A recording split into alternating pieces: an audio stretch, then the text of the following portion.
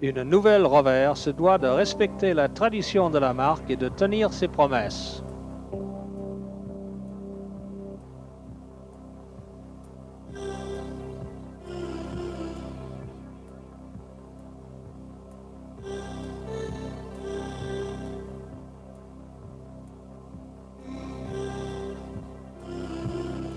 Depuis des générations, les Rover portent fièrement le célèbre Drakkar.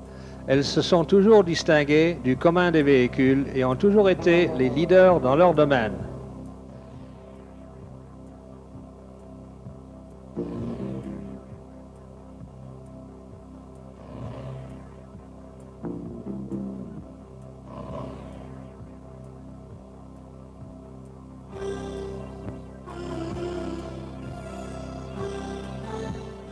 Elle jouit d'une réputation née de la course, tant sur circuit qu'en rallye.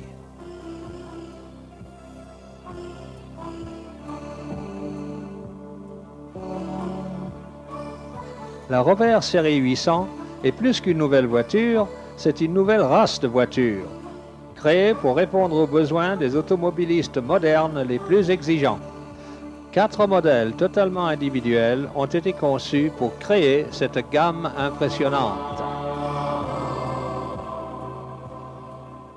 La 820i est animée par un nouveau moteur 2 litres à 16 soupapes et double arbre à cam en tête, doté d'une injection électronique assurant une remarquable disponibilité. La boîte est à 5 vitesses et l'équipement comprend le verrouillage central des portes, des vitres avant électriques et des rétroviseurs extérieurs chauffés. La 820 SI, dotée du même groupe moteur-boîte, bénéficie d'un équipement encore plus complet avec un toit ouvrant, vitré et des vitres électriques à l'arrière comme à l'avant. La Rover 825i est équipée d'un intéressant et tout nouveau V6 en alliage léger de 2,5 litres à 24 soupapes, doté d'un système d'injection électronique sophistiqué.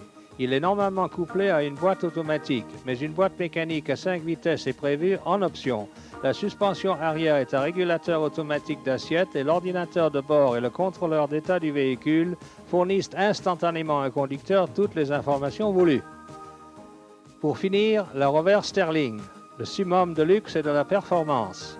Même moteur et transmission, mais en plus, frein anti-blocage, régulateur automatique de vitesse, garniture tout cuir, toit ouvrant électrique en verre et siège à réglage électronique pour conducteurs et passagers. Ce premier programme sur la Rover série 800 comprendra un bref examen des compartiments moteurs 2 litres et 2,5 litres.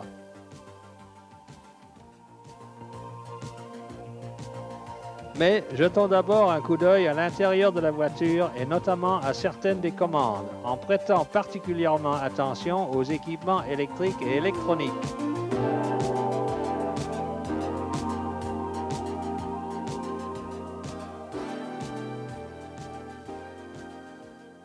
La Rover Sterling offre un environnement propice à la détente et propre à satisfaire toutes les préférences personnelles. Une technologie de pointe a créé des aménagements comme les sièges et les rétroviseurs à réglage électrique, combinés à une mémoire électronique permettant au conducteur de rappeler sa position personnelle du siège et des rétroviseurs en appuyant simplement sur un bouton. Quel est donc le secret? Regardons-y de plus près.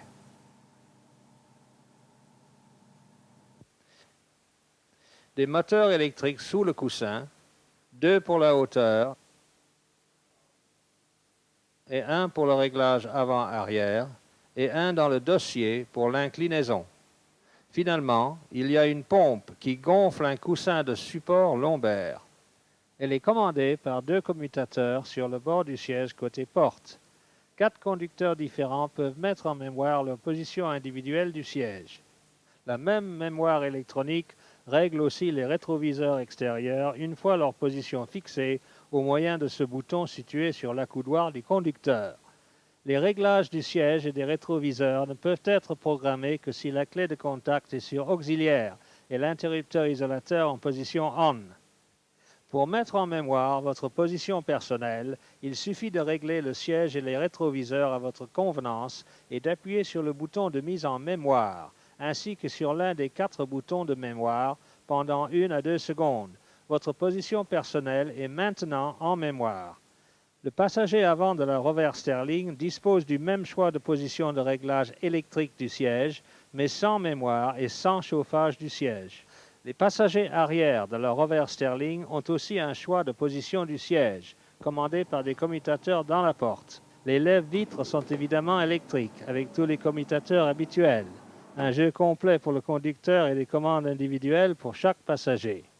Un interrupteur d'isolement combiné pour siège arrière et vitre arrière est prévu sur le panneau de porte-conducteur pour empêcher un réglage intempestif du siège arrière ou l'ouverture des vitres pendant la marche. Le conducteur peut aussi chauffer le coussin de son siège au moyen de cette commande sur la console centrale. Le chauffage s'arrête automatiquement dès que la température du siège atteint 31 degrés Celsius. Les rétroviseurs sont également chauffés pour assurer le dégivrage et le désembuage. Le cerveau du réglage du siège et des rétroviseurs, la mémoire électronique, est situé sous le siège avant droit, de même que la boîte à relais. Encore sur la Rover Sterling, 2 boutons sont situés à l'arrière des commandes de siège passager. Ils commandent le toit ouvrant électrique coulissant et inclinable, qui est commandé manuellement sur les autres modèles. Dans l'obscurité, un certain nombre de dispositifs ajoutent une note de luxe.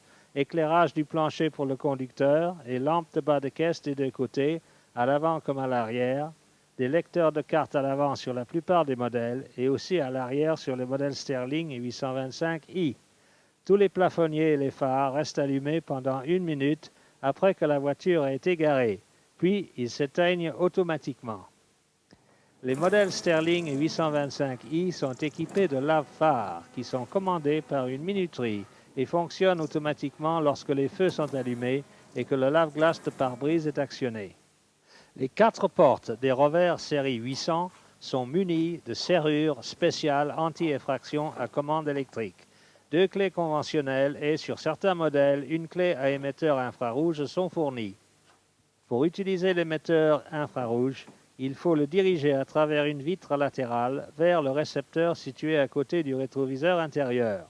Le signal a une portée de 1,80 m et le système est particulièrement utile de nuit et par mauvais temps. Le système à infrarouge comporte près de 60 000 combinaisons différentes. Si vous essayez d'ouvrir les portes avec un émetteur n'appartenant pas à la voiture, le système devient inopérant au bout de 3 tentatives infructueuses et les portes ne peuvent alors être ouvertes qu'avec la clé conventionnelle. Cependant, une fois la porte ouverte, le système est automatiquement remis en service pour permettre l'utilisation de la clé à infrarouge correcte. Un même fast check permet le contrôle des systèmes de verrouillage conventionnels et infrarouge. Le boîtier de commande du verrouillage central des portes est situé juste au-dessus de la boîte à fusibles, sous la planche de bord. Le système de chauffage de la Rover 800 comporte des commandes coulissantes pour la température et le débit d'air. Sur la Sterling et la 825i, la vitesse de la soufflerie est réglée par une commande entièrement variable. La climatisation est commandée par bouton poussoir. L'évaporateur est situé à l'intérieur du bloc chauffage. Le réservoir séchoir est dans l'aile avant droite et le condenseur est devant le moteur. Il est facile d'accéder au raccord de charge pour les canalisations haute et basse pression. N'entreprenez pas l'entretien ou la dépressurisation du système sans l'équipement approprié. Un fast check a été mis au point pour la climatisation et sera disponible avant le lancement. Un ordinateur de bord fait partie de l'équipement de base des modèles Sterling et 825i. Il est situé dans un panneau qui contient aussi le contrôleur d'état du véhicule. Un bip attire l'attention du conducteur lorsqu'un problème est indiqué sur le pictogramme du véhicule, porte ou coffre mal fermé, ampoule grillée, etc. L'ordinateur comporte un système d'autodiagnostic incorporé que l'on amorce en introduisant un connecteur en pont entre les fils noirs et blancs de la prise diagnostique. L'ordinateur exécute alors une série de tests en signalant tout défaut. Évidemment, il faut effectuer un court trajet avec la voiture pour vérifier les entrées carburant et distance. Le réglage de l'ordinateur est semblable à celui d'une montre numérique. Pour régler l'heure, appuyez sur le bouton « Time », puis sur le bouton 7. Introduisez l'heure en utilisant le format 24 heures, puis appuyez de nouveau sur 7 pour déclencher la montre. Le contrôleur d'état du véhicule vérifie continuellement son propre système. On peut cependant effectuer un contrôle plus poussé en reliant les fils noirs et rouges de la prise au diagnostic. Toutes les fonctions du contrôleur clignoteront alors jusqu'à ce que leur commande correspondante soit actionnée. Le régulateur de vitesse, ou Cruise Control, n'est prévu que sur le Rover Sterling. Il comporte 3 commandes à l'usage du conducteur. L'interrupteur on-off de mise en circuit sur la planche de bord et les boutons Set et Resume sur le volant. Lorsque le système est en circuit, le conducteur peut maintenir une certaine vitesse en appuyant sur le bouton 7.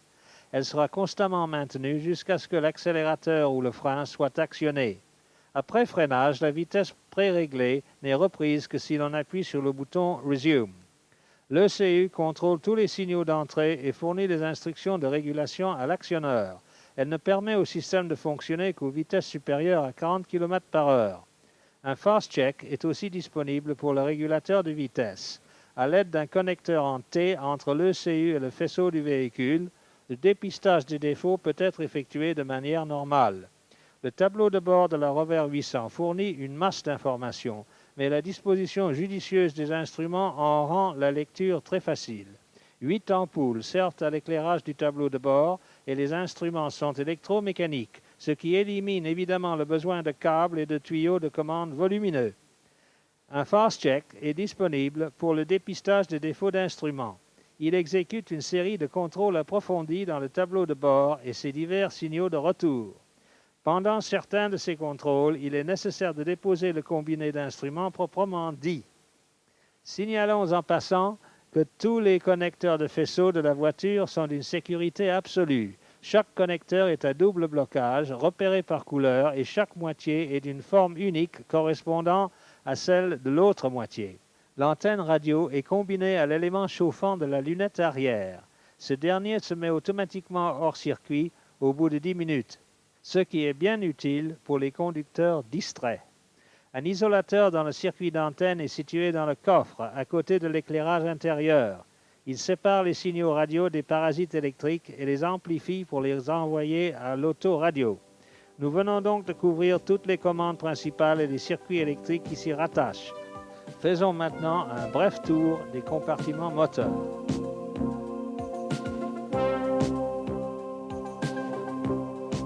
Avant d'entrer dans le détail des caractéristiques techniques et des systèmes constitutifs de la Rover série 800, nous examinerons sous le capot certains des organes qui ne vous sont pas familiers. Nous décrirons également au fur et à mesure toutes les opérations d'entretien régulier. À première vue, le compartiment moteur des modèles 2,5 litres peut apparaître quelque peu effrayant. Cependant, si vous rattachez les divers organes à leur système correspondant, l'ensemble devient beaucoup plus simple. La plupart des opérations d'entretien courant ont été étudiées pour faciliter la tâche du technicien. Pratiquement chaque opération de réparation peut être effectuée sans dépose du groupe. Ce qui domine de prime abord, c'est le V6 de 2,5 litres proprement dit, avec ses couvre-culasses avant et arrière. Bien disposé dans le V des 2 rangées de cylindres, l'ensemble collecteur compact est protégé par sa plaque couvercle. La jauge de niveau d'huile est facilement accessible et le bouchon de remplissage d'huile est ici, sur le couvre-culasse avant. L'alternateur est situé à l'avant du moteur. Pour régler la courroie, desserrez tout d'abord les boulons de réglage et de pivot, puis, à l'aide des repères de flèche, moulez sur le carter inférieur de courroie de distribution à intervalle de 5 mm, tournez avec précaution le boulon de tension pour obtenir la flèche correcte de la courroie. Une fois la flèche correcte obtenue, resserrez les boulons de la manière normale. La pompe d'assistance de direction est immédiatement adjacente à l'alternateur. Ici encore, le réglage est facile. Desserrez les boulons et, avec un levier à douille, tendez la courroie en agissant sur la patte de tension. Un jeu séparé de repères de flèches est là pour vous aider. Pour les modèles équipés de la climatisation, le compresseur, situé à l'avant du moteur, est entraîné par une courroie commandée par la poulie de Villebrequin. Pour régler cette courroie, il suffit de desserrer le contre-écrou sur le galet de tension et de tourner le boulon pour obtenir la flèche voulue. Le système d'allumage électronique conventionnel ne nécessite aucun entretien courant. Le calage de l'allumage est vérifié lors du contrôle après-vente, puis tous les 40 000 km par la suite. Le distributeur électronique, qui est de conception similaire à celui équipant le Rover 213, est à l'arrière de la rangée de cylindres avant et entraîné par l'arbre à cam.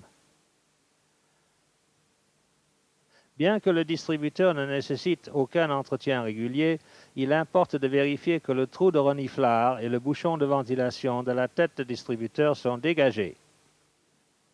Les numéros des cylindres sont clairement marqués sur tous les fils de bougies respectifs et l'ordre d'allumage est indiqué sur la tête de distributeur. Les bougies sont profondément encastrées dans les culasses et dotées de capuchons en caoutchouc moulé et d'une prise facilitant la dépose et la repose. Le filtre à huile comporte aussi un refroidisseur d'huile moteur. Il est monté extérieurement et facilement accessible par-dessous la voiture. Pour remplacer l'élément papier du filtre, on dépose d'abord les 3 écrous de fixation de l'embase, en notant particulièrement le joint torique et le ressort de pression. Un bouchon est prévu pour vidanger l'huile avant de retirer l'élément filtrant usagé.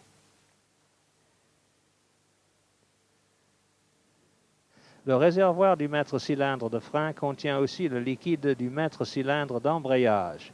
Un contacteur allume le voyant au tableau de bord lorsque le niveau de liquide est bas. Il ne faut utiliser que du liquide de frein DOT4 dans ce système.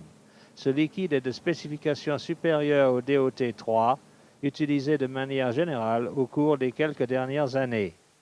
3 réservoirs sont montés sur la joue d'aile droite. Le plus grand est le vase d'expansion du circuit de refroidissement, qui a un bouchon normal à clapet de pression et un contacteur de bas niveau de liquide. Pour vidanger le liquide de refroidissement, dévissez d'abord avec précaution le bouchon de vase d'expansion, puis débranchez la durite inférieure du radiateur. Vidangez le liquide par les bouchons de chacune des rangées de cylindres. Avant de refaire le plein du circuit par le vase d'expansion, ouvrez d'abord la valve de purge dans le conduit d'eau, jusqu'à ce que tout l'air ait été chassé du circuit. Veillez toujours à maintenir un mélange à 50% d'antigel. À côté du vase d'expansion se trouve le réservoir de liquide d'assistance de direction. Le niveau doit toujours être maintenu entre les repères minimum et maximum de la jauge en n'utilisant que des liquides recommandés. Le dernier des 3 réservoirs de ce secteur est celui du lave-glace. Vous ne pouvez pas le voir car il est logé dans le passage de roue, mais le goulot de remplissage dépasse de la joue d'aile. En ce qui concerne le système d'admission d'air, la première chose que vous remarquerez est que le filtre à air est d'une forme peu familière. Il fonctionne cependant de la même manière qu'un filtre conventionnel. Pour remplacer le filtre, on dévisse d'abord les 4 vis et l'on dépose le couvercle, en notant le joint d'étanchéité dans le rebord. Il suffit de tirer la grande patte élastique et de retirer le filtre.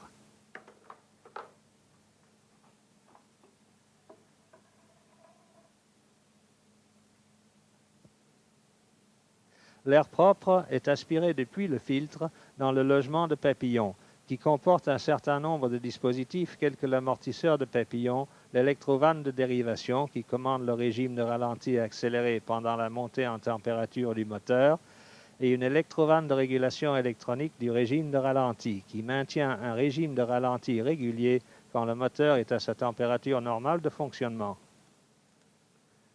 Le seul réglage que vous aurez jamais à effectuer sur le logement de papillon est le réglage de ralenti de base. Nous y reviendrons plus tard dans le programme.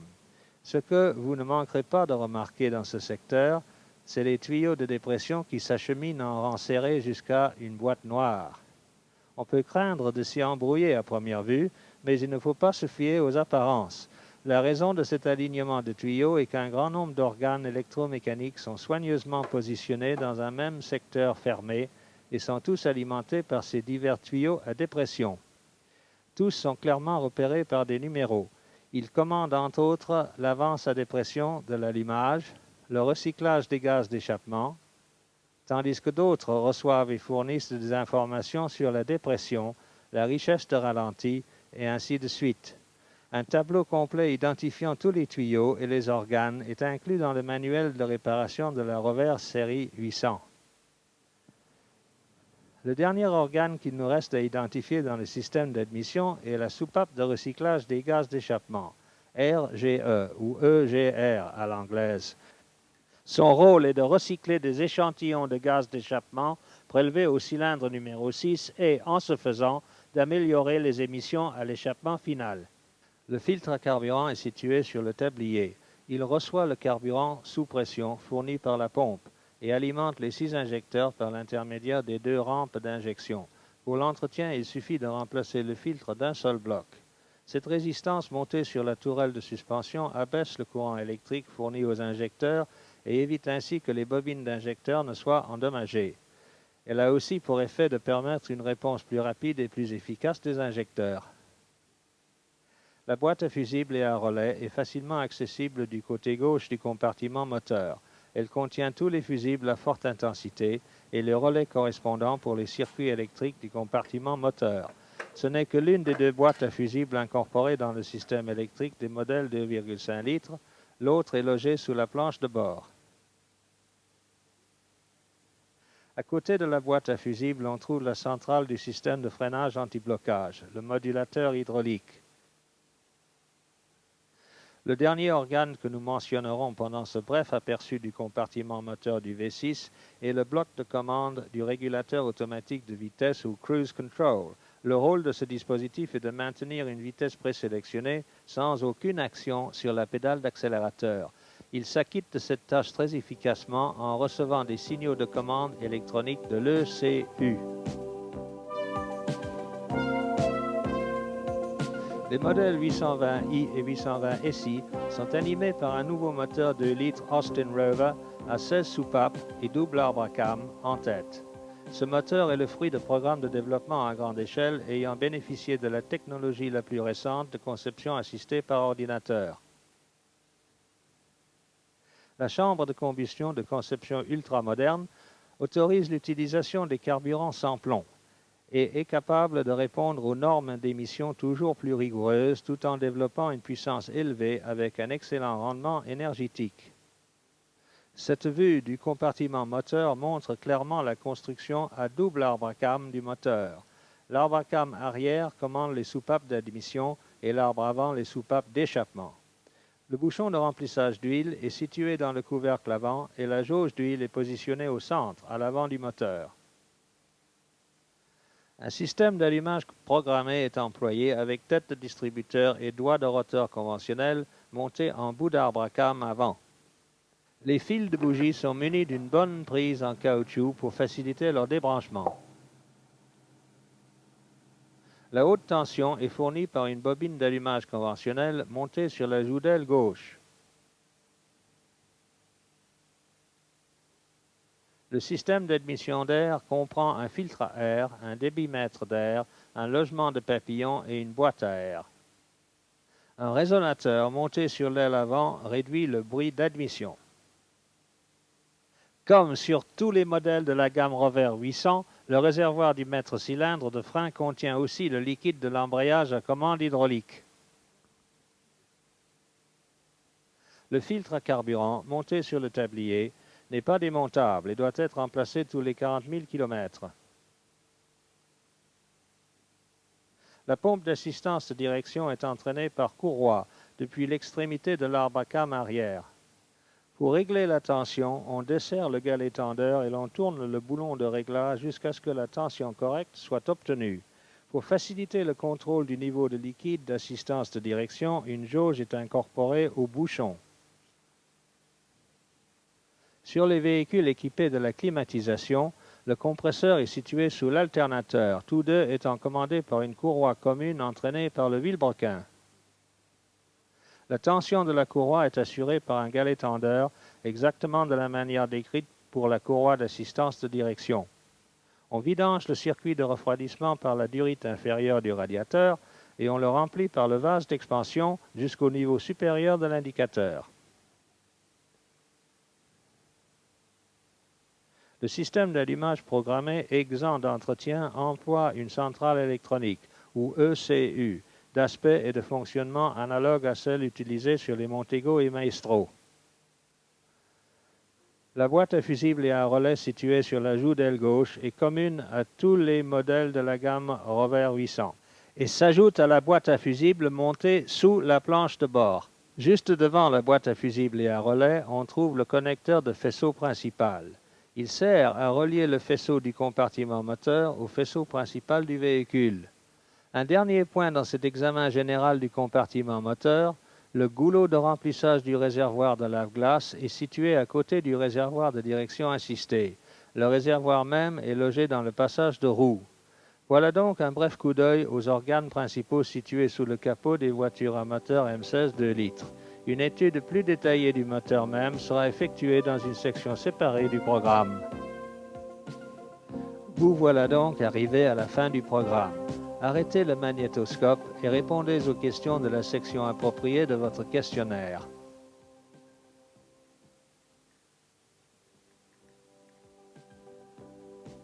Ce deuxième programme est une étude plus approfondie des deux moteurs équipant le Rover série 800.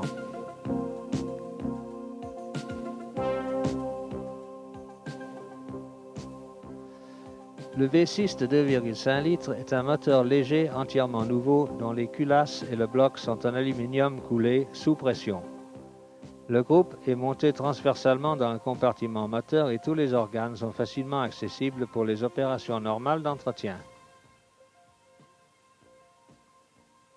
Le moteur et la transmission sont montés sur 5 supports. Les deux principaux supports sont remplis de liquide pour éliminer les vibrations. Les rangées de cylindres avant et arrière de type siamois sont inclinées à 90 degrés. À partir de l'extrémité poulie de vilebrequin, les cylindres sont numérotés 1, 2 et 3 sur la rangée arrière et 4, 5 et 6 sur la rangée avant. Le vilebrequin est disposé plus haut qu'à l'ordinaire, bien enfoncé dans le bloc cylindre afin d'améliorer la résistance et la rigidité. Le vilebrequin est supporté par 4 chapeaux de palier qui sont fixés par des boulons de retenue montés dans 2 axes différents. Le pont de chapeau de palier renforce la résistance aux forces axiales et sert aussi de rampe de graissage principale. Le vilebrequin est lui-même d'une conception unique, procurant un fonctionnement très doux du moteur en assurant la combustion à intervalles rigoureusement réguliers. Pour ce faire, les manetons sont décalés de 30 degrés, si bien qu'une explosion a lieu dans un cylindre tous les 120 degrés de rotation du vilebrequin.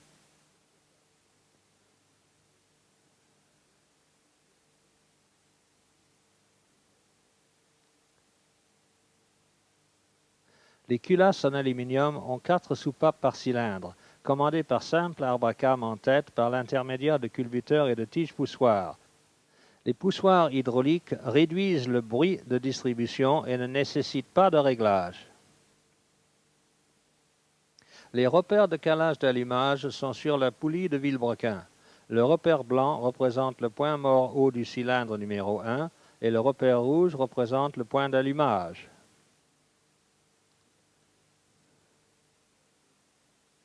On peut vérifier rapidement le calage de l'allumage en s'assurant que les repères rouges des pignons d'arbre à cames sont visibles par ces fenêtres quand la poulie de vilebrequin est au point mort haut de la course de compression du cylindre numéro 1.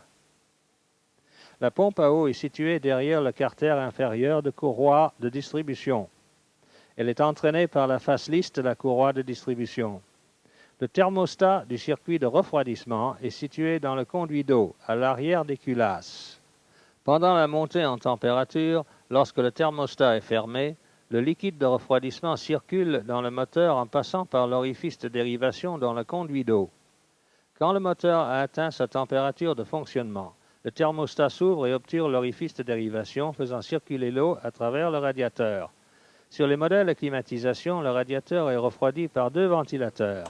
En conduite normale, les ventilateurs tournent à basse vitesse. Par temps chaud, quand le compresseur de climatisation est en marche, les ventilateurs tournent automatiquement à la vitesse supérieure. Les modèles à chauffage normal ont un seul ventilateur qui ne tourne qu'à une vitesse. Les ventilateurs sont commandés par des contacteurs thermostatiques situés dans la boîte à eau latérale du radiateur, ceux des ventilateurs doubles étant montés l'un au-dessus de l'autre. Nous allons maintenant traiter de la méthode de contrôle et de réglage de la courroie de distribution. Ces opérations sont possibles sans dépose du moteur, mais aux fins de ce programme, nous démontrerons les opérations sur un groupe séparé. Le réglage ne peut être effectué que sur un moteur parfaitement froid. Déposez le carter supérieur avant et vérifiez si la courroie ne présente pas d'usure, de craquelure ou de contamination. Pour ce faire, il faut tourner le vilebrequin au moins 8 fois dans le sens des aiguilles d'une montre pour obtenir une rotation complète de la courroie.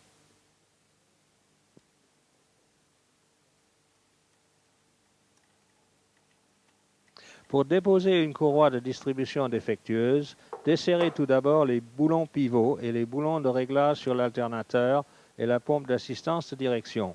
Puis déposez leur courroie correspondante en commençant par l'alternateur. Déposez le carter supérieur arrière de courroie de distribution. Tournez le moteur de 15 degrés dans le sens des aiguilles d'une montre à partir du point mort haut pour empêcher les soupapes de toucher le piston pendant la rotation de l'arbre à cam. Puis fixez le volant moteur avec l'outil spécial 18G 1479. Un nouvel outil spécial 18G 1513 est prévu pour immobiliser le volant pendant cette opération sur le moteur in situ. Après avoir déposé le démarreur, placez l'outil à travers l'ouverture résultante et fixez-la pour immobiliser ainsi le volant. Desserrez le boulon de retenue de la poulie de vilebrequin. Déposez le boulon et la poulie. Puis, déposez le joint cache-poussière en caoutchouc du boulon de réglage de courroie de distribution. Après quoi, déposez le carter inférieur et le guide extérieur de courroie.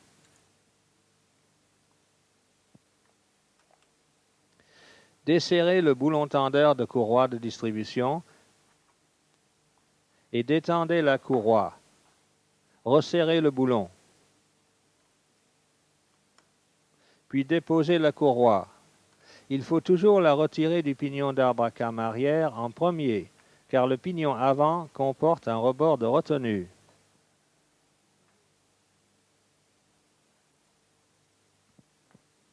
Passons maintenant à la remise en place de la courroie de distribution. Avec l'outil spécial 18G 1521, tournez les pignons d'arbre à cam pour aligner les repères de distribution. Pour faciliter la mise en place de la courroie, tournez le pignon d'arbre à cam arrière dans le sens des aiguilles d'une montre et d'une demi-dent seulement. Ramenez maintenant le moteur au point mort haut en alignant le repère du pignon de vilebrequin avec la flèche sur le logement de pompe à huile. Placez la courroie sur le pignon d'arbre à cam avant, celui qui a un rebord, puis sur le pignon de vilebrequin, en la maintenant tendue entre ces deux pignons tout en la passant autour des autres éléments.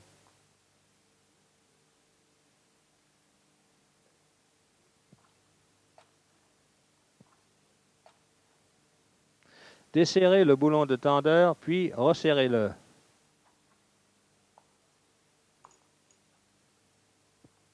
Remettez en place le guide inférieur de courroie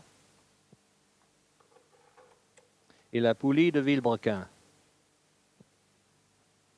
Serrez le boulon au couple correct, sans oublier de mettre en place l'outil approprié pour bloquer le volant.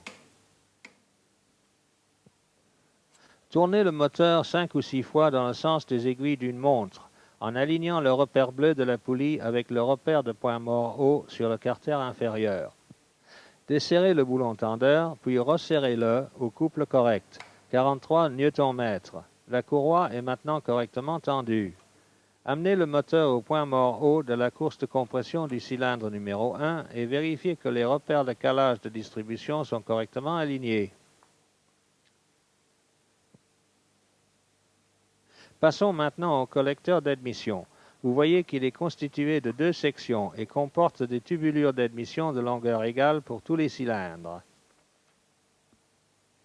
La section supérieure comporte les injecteurs et un dispositif permettant au gaz de blow-by de se répartir uniformément aux lumières d'admission. La section inférieure du collecteur contient le logement de papillon à montage caoutchouc. Le moteur est équipé de poussoirs hydrauliques qui ne nécessitent aucun entretien courant. Si les soupapes deviennent bruyantes, vérifiez que la course de fermeture des poussoirs est correcte. Les culbuteurs d'échappement sont actionnés par des tiges poussoirs qui nécessitent un réglage initial chaque fois que le moteur a été démonté. Le circuit de graissage du moteur comporte une pompe à huile trochoïdale entraînée par le vilebrequin. Le clapet de décharge est dans le logement de pompe à huile. Comme nous l'avons dit plus haut, le filtre à huile est monté extérieurement ici. Il comporte aussi un refroidisseur d'huile moteur et un bouchon de vidange. L'huile circule de la pompe au filtre en retournant au pont de chapeau de palier pour lubrifier les têtes de bielle. Après cette brève présentation des organes du nouveau moteur V6, nous allons maintenant jeter un coup d'œil aux boîtes de vitesse automatiques et mécaniques. Le disque de l'embrayage conventionnel à diaphragme comporte des amortisseurs de torsion en caoutchouc. La commande de l'embrayage est hydraulique et ne nécessite aucun réglage courant. Les modèles Rover Sterling et 825i sont disponibles avec deux options de boîte de vitesse, l'équipement standard et la boîte automatique à 4 vitesses. Une particularité de cette boîte est un convertisseur de couple qui comporte un système de blocage à commande électronique assurant une liaison mécanique directe entre l'impulseur sur le vilebrequin moteur et la turbine sur l'arbre d'entrée de boîte. Le dispositif de commande de blocage est situé dans l'ECU d'alimentation. Lorsqu'il est enclenché, il empêche le patinage qui est habituellement inhérent aux boîtes automatiques. Il procure ainsi une économie de carburant. Quand le sélecteur est sur D, le blocage fonctionne sur les second, troisième et quatrième rapports. Le fonctionnement du blocage proprement dit dépend de la vitesse du véhicule, de l'ouverture du papillon et de la température du circuit de refroidissement. Examinons maintenant la méthode de contrôle du niveau d'huile. Après avoir garé la voiture sur une aire plane, l'huile de boîte étant à la température de service, vérifiez le niveau d'huile dès que possible après avoir arrêté le moteur, dans tous les cas dans la minute qui suit. Retirez la jauge de niveau et essuyez-la avec un chiffon non pelucheux. Introduisez de nouveau la jauge à fond et vérifiez que le niveau de liquide est entre les repères minimum et maximum de la réglette. Faites le point suivant nécessité, en veillant à ne pas remplir excessivement, puis remettez la jauge en place. Vous pouvez faire le point avec n'importe quel liquide du type Dexron 2, mais si vous avez vidangé la boîte, ne la remplissez qu'avec le liquide préconisé. La boîte mécanique à 5 vitesses proposée en option est similaire à celle équipant la Montego Turbo, mais avec quelques différences mineures. Les trains d'engrenage ont été renforcés et le mécanisme d'interverrouillage du sélecteur a été modifié. Des roulements à rouleau conique ont été montés sur le différentiel pour assurer un fonctionnement plus doux. Ces derniers doivent être réglés à une précharge qui est indiquée dans le manuel de réparation. La boîte a des arbres de transmission de longueur égale qui sont interchangeables. L'arbre du côté droit a un tronçon intermédiaire supporté par un palier fixé au bloc cylindre. Le moteur 2,5 V6 est exceptionnellement léger et offre une douceur de fonctionnement et une puissance remarquables. Il est bien conçu et admirablement construit, non seulement pour la qualité et les performances, mais aussi pour la facilité d'entretien. Il procure au Rover Sterling et 825i des performances dynamiques. À ce point du programme, arrêtez le magnétoscope et répondez aux questions appropriées de votre questionnaire.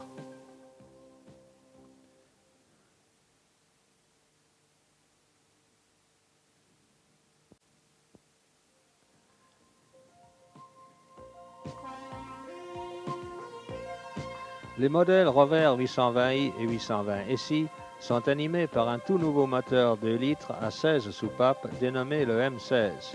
Il est coiffé d'une culasse à débit transversal avec bougie centrale, double arbre à cam en tête, 4 soupapes par cylindre et poussoir hydraulique. Naturellement, certains des organes et systèmes Austin Rover bien éprouvées sont adoptées. Par exemple, toutes les versions du M16 possèdent l'allumage programmé et comportent un système d'injection multipoint analogue à celui de la Montego EFI. Le M16 est un moteur fonctionnant avec un mélange pauvre. C'est la solution d'Austin Rover au problème croissant de la pollution de l'environnement. Il émet des quantités considérablement réduites de gaz nocifs dans l'atmosphère, en particulier aux ouvertures partielles du papillon. En même temps, il offre un rendement supérieur, tant du point de vue de la puissance développée que de la consommation de carburant. Il offre en outre la possibilité de fonctionner à l'essence sans plomb, ce qui constitue un bon investissement pour l'avenir. La configuration à 4 soupapes par cylindre en particulier a un effet considérable tant sur les performances que sur l'économie. L'emploi de petites soupapes signifie aussi que les charges imposées aux mécanismes qui les commandent sont inférieures et que des ressorts de soupapes simples peuvent être utilisés pour les moteurs à haut régime. Il y a en outre une plus grande surface de contact avec les sièges de soupape, ce qui contribue à une meilleure dissipation de la chaleur. La conception permet aussi une disposition centrale des bougies à siège carré et à rondelles. Cette position assure une propagation plus efficace de la flamme au-dessus du piston.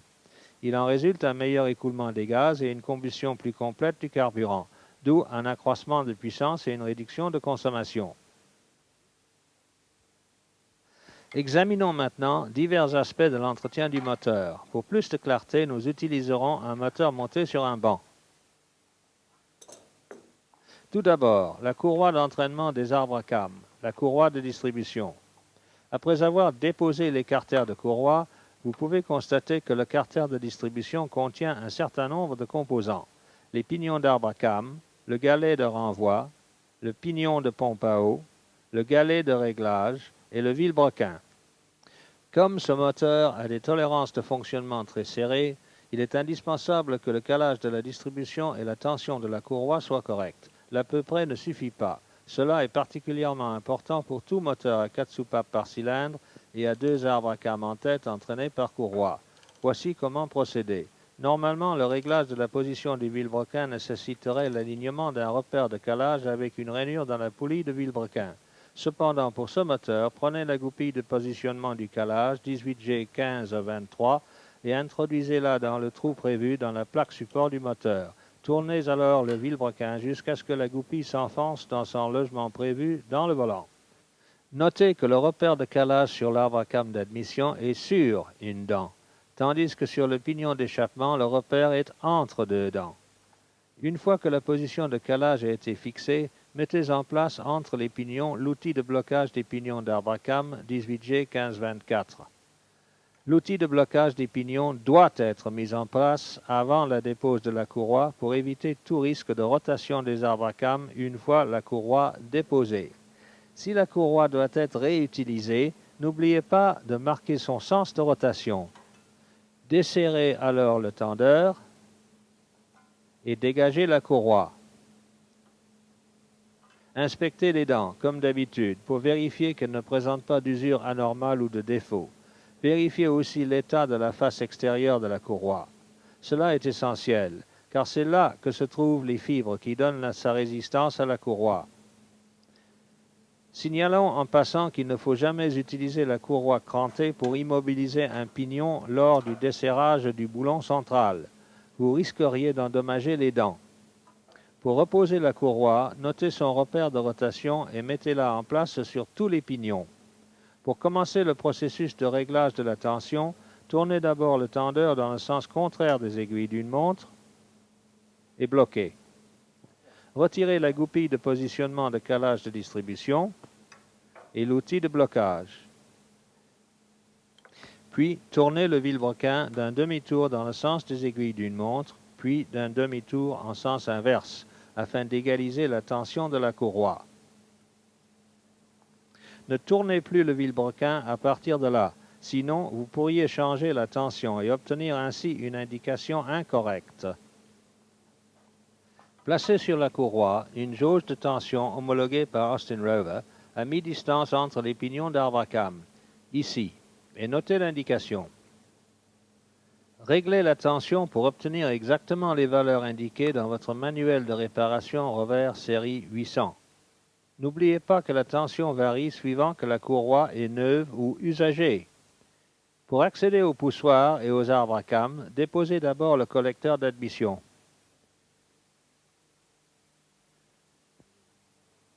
Déposez ensuite les pignons d'arbre à cames, la plaque d'appui, la tête de distributeur et les fils de bougie.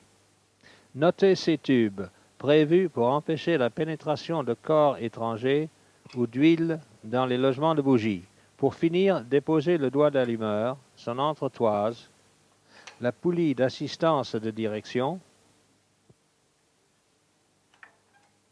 et sa plaque d'appui. On peut déposer les bagues d'étanchéité des arbres à cames et les remplacer en utilisant ces outils de dépose et de repose. Pour mettre en place les bagues neuves, lubrifiez-les d'abord. Veillez à utiliser l'outil de pose correct, car les bagues d'étanchéité arrière sont enfoncées plus profondément que les bagues avant. Après avoir déposé les couvercles d'arbre à cames, vous voyez que l'étanchéité du couvercle est incorporée au bord de cette plaque de séparation.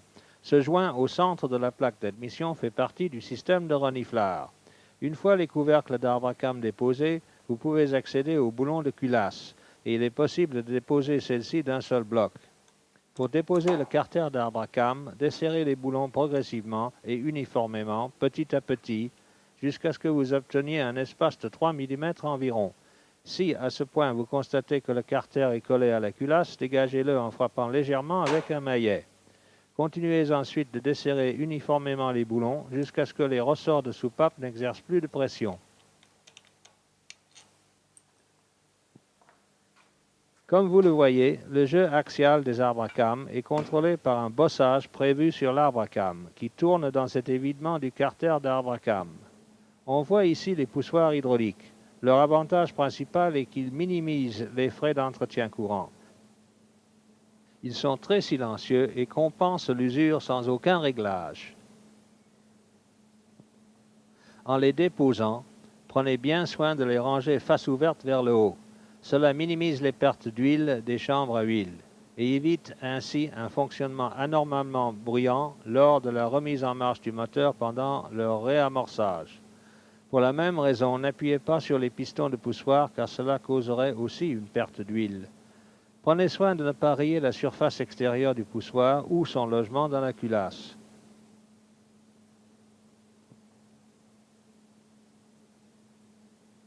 Pour déposer la culasse, desserrez les boulons petit à petit dans l'ordre indiqué. Puis soulevez la culasse. Placez-la sur des cales en bois, en prenant soin de ne pas endommager les têtes de soupape et le plan de joint de la culasse. Si nous retournons la culasse, nous voyons la disposition des soupapes, la position des bougies et les lumières jumelées. Un conseil important. Chaque fois que vous déposez la culasse, il est essentiel de vérifier que le restricteur d'alimentation en huile situé dans la face supérieure arrière du bloc cylindre est dégagé pour assurer une alimentation suffisante en huile des arbres à cames et des poussoirs hydrauliques.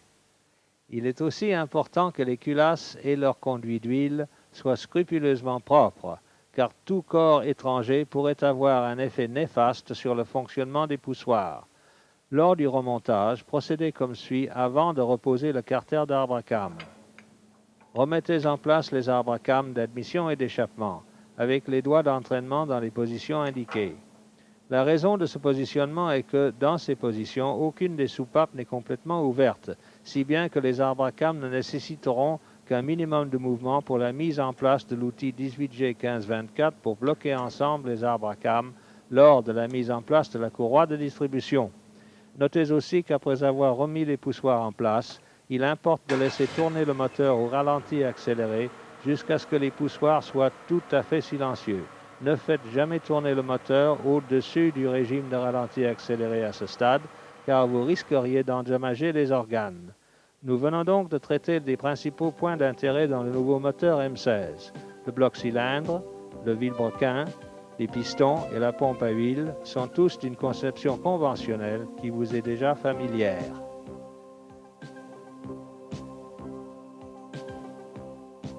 Vous voilà arrivé à la fin de ce programme. Arrêtez le magnétoscope et répondez aux questions de la section appropriée de votre questionnaire.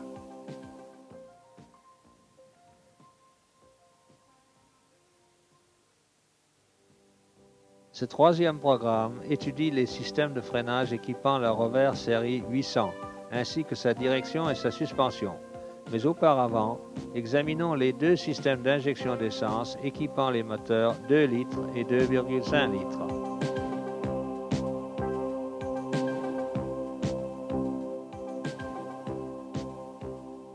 Le moteur V6 2,5 litres emploie un système d'injection programmé géré par une ECU, située sous le siège avant droit. Le système est officiellement dénommé PGM F1. Il s'agit d'un système d'injection multipoint séquentiel qui est évidemment différent des précédents systèmes Austin Rover où l'injection se produit simultanément à tous les cylindres. Ici, les injecteurs s'ouvrent tour à tour au moment précis de la course d'admission du piston.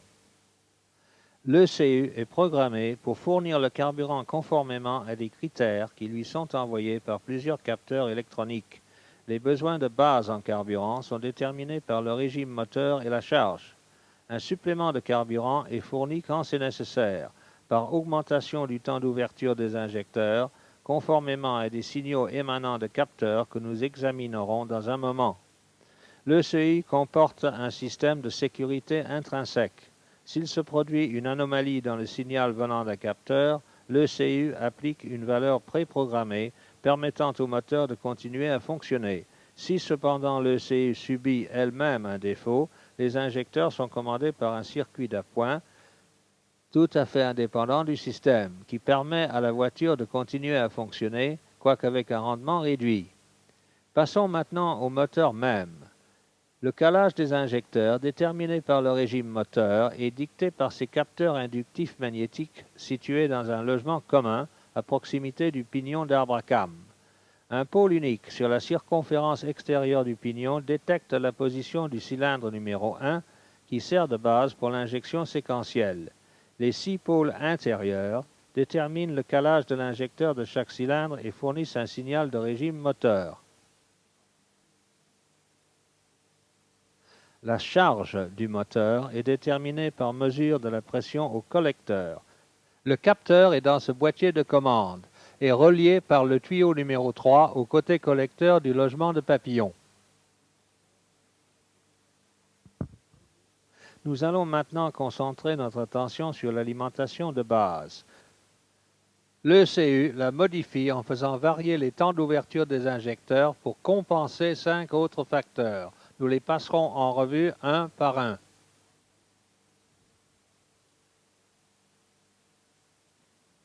La température du moteur est détectée par un thermistor situé à l'arrière de la culasse avant. Ne le confondez pas avec la sonde du thermomètre qui, sur ce moteur, est située séparément dans le conduit d'eau. Quand le moteur est froid, le temps d'ouverture des injecteurs est augmenté. Il diminue à mesure que le moteur se réchauffe. La température d'air d'admission est mesurée par une sonde à l'arrière du collecteur d'admission.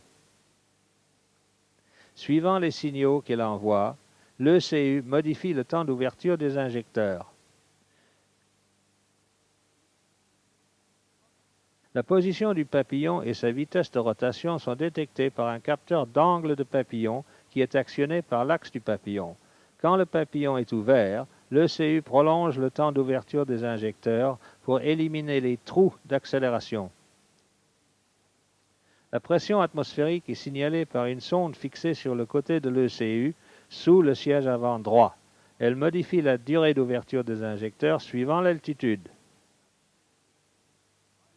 Finalement, il y a le signal de tension de batterie. Si la tension de batterie est basse, cela peut causer un retard à l'injection et réduire la quantité de carburant fournie. L'ECU compense cela en augmentant les temps d'ouverture des injecteurs. Le silence de fonctionnement est une caractéristique de cette voiture. À cette fin, 2 résonateurs sont disposés dans le système d'admission d'air pour réduire le bruit. La quantité d'air entrant dans le moteur est contrôlée par le logement de papillon qui comporte deux corps, un primaire et un secondaire. Le corps primaire est utilisé pour la conduite économique à faible ouverture du papillon. Les deux corps fonctionnent simultanément pour l'augmentation des performances. Cela donne un contrôle plus précis du mécanisme d'accélérateur. L'amortisseur de papillon empêche le volet primaire de se fermer rapidement en décélération pour éliminer les à-coups dans la transmission. Un clapet de dérivation assure le ralenti accéléré à froid. Une capsule de cire, qui est influencée par la température d'eau du moteur, ouvre un conduit de dérivation de papillon quand le moteur est froid. À mesure qu'il se réchauffe, le conduit de dérivation se ferme progressivement, ce qui réduit le régime de ralenti. Une fois que le moteur a atteint sa température de service, l'ECU commande le régime de ralenti moteur par cette électrovanne de régulation électronique qui maintient un régime de ralenti constant, quelle que soit la charge mécanique ou électrique. L'ECU dispose d'une fonction autodiagnostique qui montre l'état de certains éléments du système au moyen d'une DEL rouge sur le côté du boîtier d'ECU. Il y a aussi une DEL jaune juste à côté, qui indique quand le réglage du ralenti de base a besoin d'être réglé. Le régime de ralenti de base a besoin d'être réglé si la DEL clignote ou reste allumée. Avant d'effectuer un réglage, vérifiez que le moteur est à la température normale de fonctionnement, sans charges électriques en circuit. Vérifiez aussi que le volet primaire est complètement fermé et qu'il n'y a pas de prise d'air. Si la DEL jaune clignote, l'électrovanne de régulation de régime est fermée au-delà de la valeur préréglée. La vis de réglage, juste ici, doit être tournée dans le sens des aiguilles d'une montre. Si la DEL est allumée de façon continue, l'électrovanne de régulation est ouverte au-delà de la valeur préréglée. Cette fois, tournez la vis de réglage dans le sens contraire des aiguilles d'une montre. Pour effectuer l'un ou l'autre de ces réglages, tournez la vis un quart de tour à la fois seulement, en attendant 30 secondes après chaque réglage pour laisser au système le temps de réagir. Continuez de tourner petit à petit jusqu'à ce que la diode reste éteinte. Vérifiez la teneur en CO avec un analyseur de gaz d'échappement. Ici encore, avec le moteur à sa température de service et sans charge mécanique ou électrique en circuit. Si le niveau de CO n'est pas dans les tolérances correctes, effectuez les corrections en tournant la commande de richesse de ralenti située dans le boîtier de commande. En ce faisant, vous changez le signal de sortie de tension vers l'ECU, qui modifie alors le temps d'ouverture des injecteurs. Tournez la vis dans le sens des aiguilles d'une montre pour enrichir le mélange et dans le sens contraire pour l'appauvrir. Créer une turbulence dans le collecteur d'admission et réduire les émissions d'oxyde d'azote, les gaz d'échappement sont recyclés dans le collecteur d'admission par une soupape de recyclage des gaz d'échappement, la soupape RGE ou EGR à l'anglaise. La soupape est constituée d'un diaphragme actionné par dépression, commandé par l'ECU par l'intermédiaire d'une électrovanne.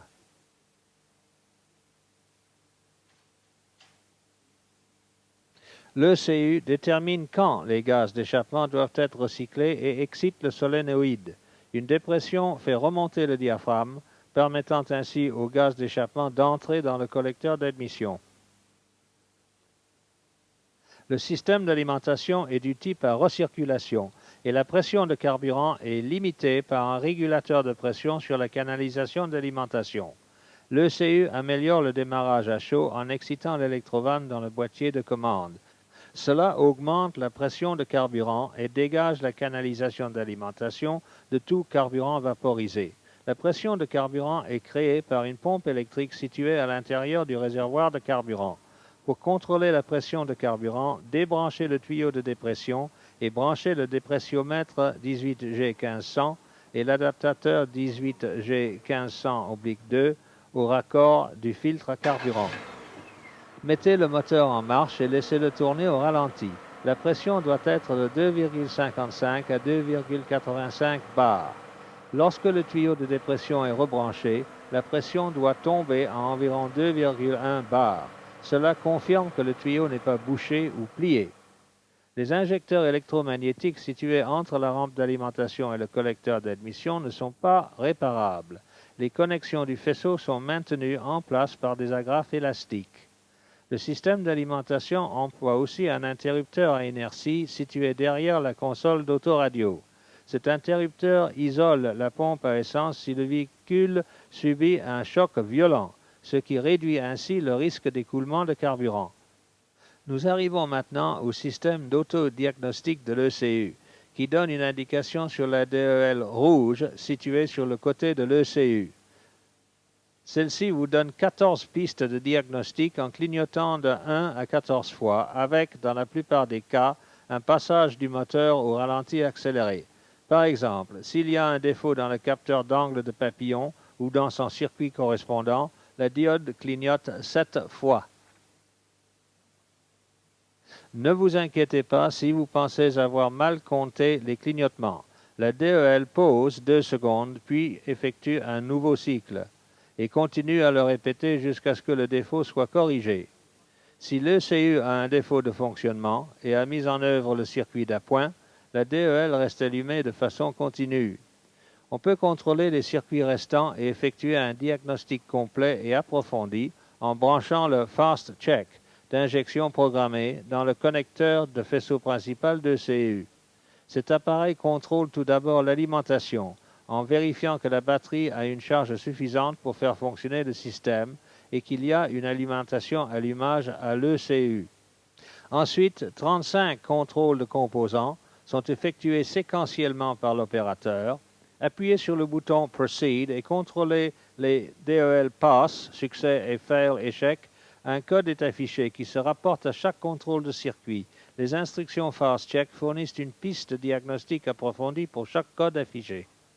Après correction du défaut, l'indicateur de l'ECU continue de clignoter, mais le moteur retourne au régime de ralenti normal. Pour réarmer l'ECU, retirez le fusible de 10 A de l'alternateur pendant 10 secondes. Ainsi se termine la section sur l'injection programmée du V6.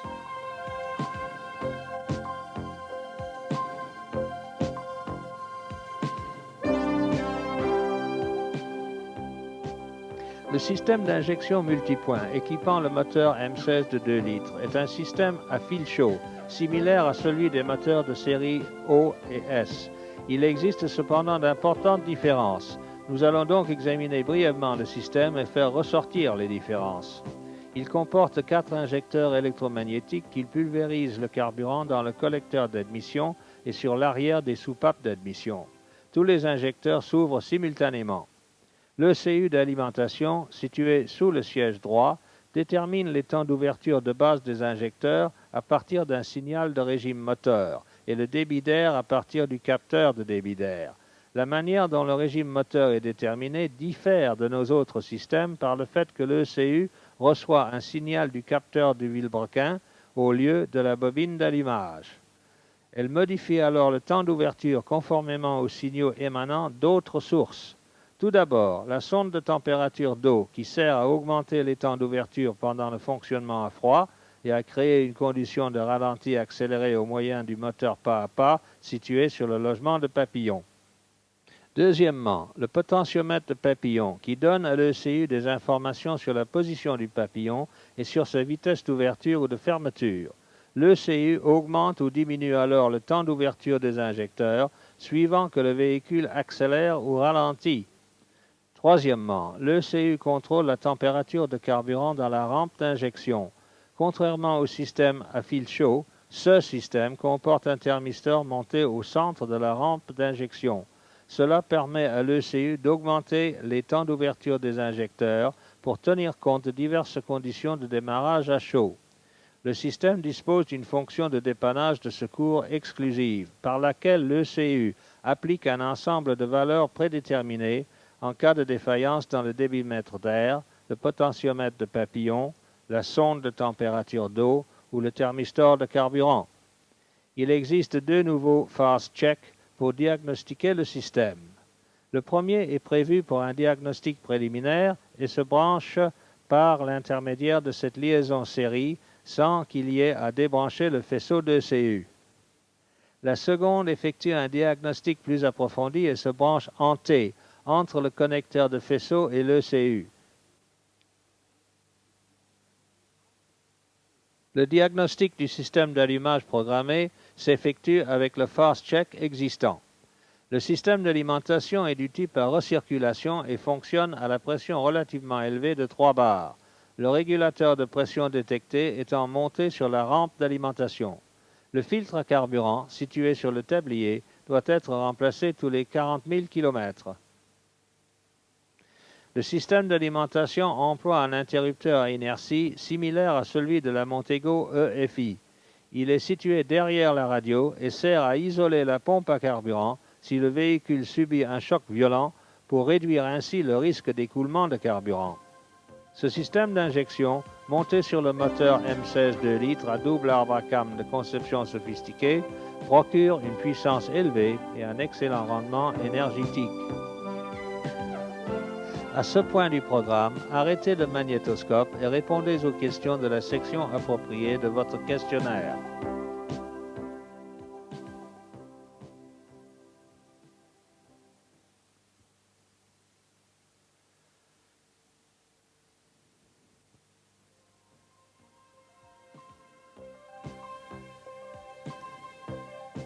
Le système de freinage équipant la Rover 800 est de conception conventionnelle avec double circuit en diagonale, mais avec une exception importante. Il existe un système anti-blocage, standard sur la Rover Sterling et en option sur la 825i. Les freins sont à disque sur les 4 roues, ventilés à l'avant. Des détecteurs d'usure des plaquettes sont montés sur les plaquettes avant, gauche et arrière gauche. La plupart des organes, y compris le cerveau et les étriers avant, par exemple, sont conventionnels. Il y a cependant une différence dans la construction interne du maître-cylindre anti-blocage, du fait qu'il comporte un ensemble piston secondaire à clapet central. Les méthodes d'entretien normales sont applicables à tous ces organes. Dans ce programme, nous nous contenterons donc de traiter des principales différences par rapport à la normale. Chacun des deux systèmes de freinage, le système conventionnel et le système anti-blocage, comporte un limiteur exclusif sensible à la pression. Ils ne sont pas interchangeables. Une particularité vous permettra de les distinguer. Le limiteur utilisé sur le système de freinage est maintenu par un support normal, tandis que celui du système anti-blocage a une plaque de séparation incorporée dans le support. Ces limiteurs ne sont pas réparables et ne doivent pas être démontés. Le réglage automatique de l'étrier pour le frein à pied fonctionne de manière normale, mais maintenant il maintient le réglage correct du frein à main sur les roues arrière. Lors du remplacement des plaquettes de frein des étriers arrière, déposez d'abord les deux boulons, puis le corps de l'étrier, et retirez les plaquettes et les cales. Des cales neuves sont fournies dans les nécessaires de réparation. Le piston doit être rétracté à fond dans son logement à l'aide de l'outil spécial 18G 1534. Le freinage anti-blocage est un nouveau pas en avant dans la technologie automobile. Son rôle est de détecter le moment où une roue est sur le point de se bloquer, puis de l'en empêcher. Comme vous le savez, une voiture dont les roues sont bloquées dérape. Les pneus peuvent perdre leur adhérence à la route, ce qui rend la direction difficile. Le système anti-blocage, avec ses réflexes électroniques au millième de seconde, permet au conducteur, même le plus inexpérimenté, de garder le contrôle de son véhicule lors d'un freinage brutal. Le système est commandé par une ECU située dans le coffre, derrière le passage de roue arrière gauche. Chaque fois qu'on met le contact, l'ECU effectue un diagnostic des organes constitutifs. Si un défaut est détecté, l'ECU met le système hors circuit et alerte le conducteur en allumant un voyant au tableau de bord. Le système de freinage conventionnel continue évidemment de fonctionner. En dessous de l'ECU, il y a un relais de surtension ou de contrôle qui contrôle l'alimentation électrique du système. Si la tension d'alimentation tombe en dessous de 10,5 volts, le relais met le système hors circuit jusqu'à ce que la tension correcte soit rétablie. Il protège aussi le système contre les effets des inversions de polarité ou des surtensions. Très brièvement, le système anti-blocage de la Rover 800 a un système à 4 canaux avec un réducteur et un détecteur de vitesse sur chaque roue. Pendant la marche, l'ECU reçoit continuellement des signaux des 4 capteurs de roues, à partir desquels elle peut calculer la vitesse du véhicule. Cette donnée sert alors de référence pour juger la décélération de chaque roue chaque fois qu'on actionne le frein à pied. Le système anti-blocage fonctionne si l'ECU reçoit un signal indiquant qu'une roue est sur le point de se bloquer. L'ECU envoie elle-même un signal à un modulateur hydraulique situé sous le capot. Ce modulateur assure la régulation de la pression de liquide fournie au cylindre de roue, empêchant ainsi la roue de se bloquer. Ce graphique illustre un freinage d'urgence sur une voiture sans freinage anti-blocage. La pression de freinage augmente rapidement, tandis que la vitesse de rotation de la roue diminue rapidement. Quand les deux courbes se coupent, les roues sont bloquées. Sur un véhicule avec système anti-blocage, la même situation peut être illustrée sur ce graphique. Lorsque la pression de freinage atteint le point A, la pression est maintenue constante par le modulateur hydraulique, même si le conducteur continue d'appuyer à fond sur la pédale de frein.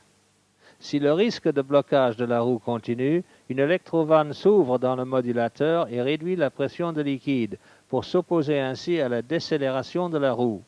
Le modulateur hydraulique est le cœur du système anti-blocage. Il comporte 4 électrovannes, une pour chaque roue, et une pompe de retour. 2 relais situés dans le modulateur commandent ces éléments. Le plus gros commande la pompe de retour et le plus petit les électrovannes. Ce graphique montre l'implantation du système, avec le modulateur hydraulique au centre, contenant l'électrovanne et la pompe de retour.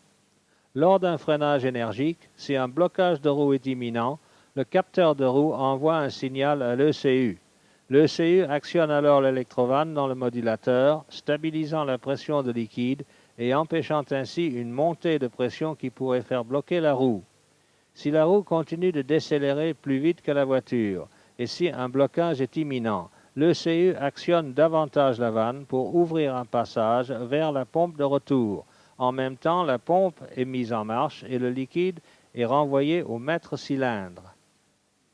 Ce cycle de fonctionnement du solénoïde et de retour du liquide peut se produire jusqu'à 10 fois par seconde sur une ou plusieurs roues à la fois et se reconnaît par une pulsation rapide de la pédale de frein accompagnée du bruit du modulateur. Ainsi, comme vous le voyez sur ce graphique, l'augmentation et la diminution constante de la pression de liquide et de la vitesse de la roue font en sorte que les deux courbes ne se coupent jamais. En pratique, cela signifie que la roue ne se bloque jamais. Un nouveau Fast Check a été conçu pour contrôler tous les éléments du système anti-blocage. Il se branche sur le faisceau d'ECU. Les deux systèmes de freinage de la Rover 800, conventionnel et anti-blocage, sont conçus pour améliorer les performances de freinage et la tenue de route. Cependant, l'addition du système anti-blocage s'avérera extrêmement précieux dans les situations où un dérapage semble inévitable. Non seulement il empêche les roues de se bloquer, mais ce qui est plus important, il permet au conducteur de garder le contrôle du véhicule. Cela ne signifie pas que l'on peut conduire à des vitesses incompatibles avec l'état de la route. Un système anti-blocage est incapable de maintenir les pneus sur la chaussée si un virage est pris trop vite. Mais dans une vraie situation d'urgence, la possibilité de contrôler la direction sans déraper augmentera considérablement la confiance du conducteur dans l'efficacité de freinage de sa voiture. Tous les modèles de la gamme Rover 800 sont équipés d'une direction à crémaillère assistée. Il y a deux versions, Speed Proportional, assistance inversement proportionnelle à la vitesse sur les modèles Sterling et 825i, et Positive Center Field, assistance proportionnelle à la charge sur les modèles 820i et 820si. Sur la version Speed Proportional, le degré d'assistance est déterminé par un détecteur de vitesse commandé par la boîte de vitesse. Le détecteur comporte deux clapets situés ici. Le dispositif comprend une pompe hydraulique qui renvoie le liquide de direction au réservoir, réduisant ainsi la pression dans l'unité de commande de crémaillère. Cela réduit progressivement l'assistance à mesure que la vitesse augmente. pour donner au conducteur une meilleure sensation dans le volant. Finalement, il arrive à un point où il n'y a plus d'assistance du tout. La pompe est entraînée par l'arbre de pignon tachymétrique qui est lui-même commandé par un pignon hélicoïdal sur le différentiel. Le liquide hydraulique du système est refroidi en passant par un tuyau LT situé juste derrière les prises d'air avant. La crémaillère est entièrement démontable et réparable et l'unité de commande, montée sous le boîtier de crémaillère, peut être déposée sans qu'il y ait à déposer la crémaillère. Il ne faut utiliser dans ce système que du liquide de direction assistée homologué. Si le système a été ouvert pour réparation, remplissez le réservoir jusqu'au niveau supérieur et purgez le système en braquant d'une butée à l'autre pendant que le moteur tourne au ralenti accéléré. Une courroie trapézoïdale entraîne une pompe à huile en engrenage à partir de la poulie de vilebrequin. Le corps principal de la pompe est en aluminium pour réduire le poids et la température de service. Un clapet combinant régulation de débit et décharge de pression est incorporé dans la pompe de direction pour maintenir la pression de refoulement. Examinons maintenant la direction Positive Center Field, équipant les modèles à moteur M16. La réparation de la crémaillère se limite au remplacement des soufflets, des rotules intérieures, des rotules extérieures et de la bague de support d'extrémité lisse. Le système utilise une pompe à huile Hoban-Eaton avec réservoir d'huile séparé. Avec assistance, la pression de la pompe est de l'ordre de 70 kg au cm². Et sans assistance, elle est d'environ 1,4 kg au cm². Comme sur les modèles V6, le réservoir de liquide a un indicateur de niveau haut et bas pour faire la pointe. Cependant, la méthode de remplacement du liquide, si le système a été ouvert pour réparation, n'est pas tout à fait la même que pour le V6. Sur les modèles M16, après remplissage jusqu'au niveau supérieur, on purge le système en braquant d'une butée à l'autre pendant que le moteur tourne au ralenti normal et non pas au ralenti accéléré. Pour en finir avec cette section, examinons brièvement la suspension. La suspension emploie des doubles leviers triangulés montés dans des bagues à faible friction, des amortisseurs, des ressorts hélicoïdaux et une barre anti-roulis fixée au levier inférieur et montée dans des bagues en caoutchouc sur la traverse arrière. La suspension arrière à frottement réduit, dénommée RFS, emploie des ressorts hélicoïdaux, des amortisseurs, des bras tirés et une barre anti-roulis. La suspension RFS procure une plus grande douceur de roulement et un comportement précis. Cela est obtenu en prolongeant le support de montage supérieur de l'amortisseur jusqu'au sommet du tube d'amortisseur. On élimine ainsi les forces latérales agissant sur la tige d'amortisseur et le ralentissement des débattements de la roue. Toutes les voitures à moteur V6 ont une suspension arrière à régulateur d'assiette automatique. La voie arrière est réglée par un boulon et une rondelle excentrique incorporés dans le support de bras tirés de chaque côté de la suspension. On peut effectuer le réglage à l'aide de n'importe quel équipement homologué.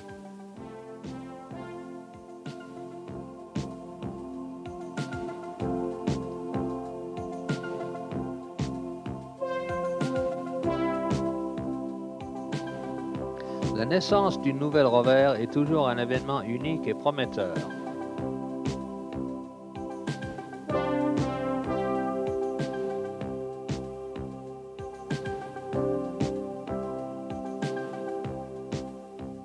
Les possibilités offertes à votre service après-vente par cette nouvelle voiture sont tout aussi prometteuses.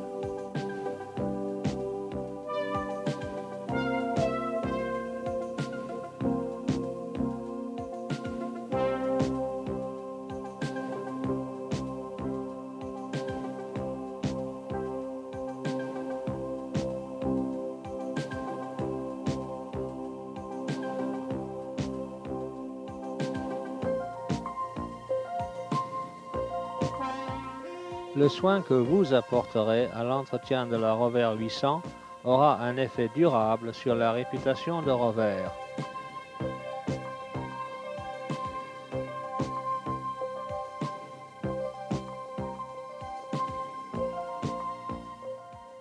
Avant tout, la marque Rover est synonyme d'individualité, de luxe et de style. Avec toutes ses qualités essentielles, la nouvelle Rover d'aujourd'hui respecte la tradition de la marque.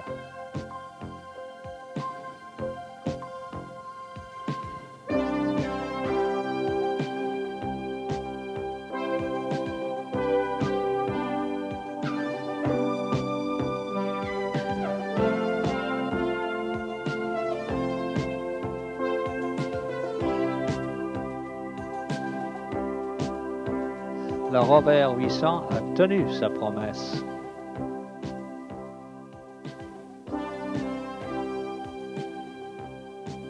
Vous voici arrivé à la fin du programme. Arrêtez le magnétoscope et répondez aux questions de la section appropriée de votre questionnaire. Inscrivez les renseignements sur votre feuillet de réponse et remettez le document rempli à votre chef de service formation ou après-vente qui le transmettra à l'administration des cours de formation d'Austin Rover.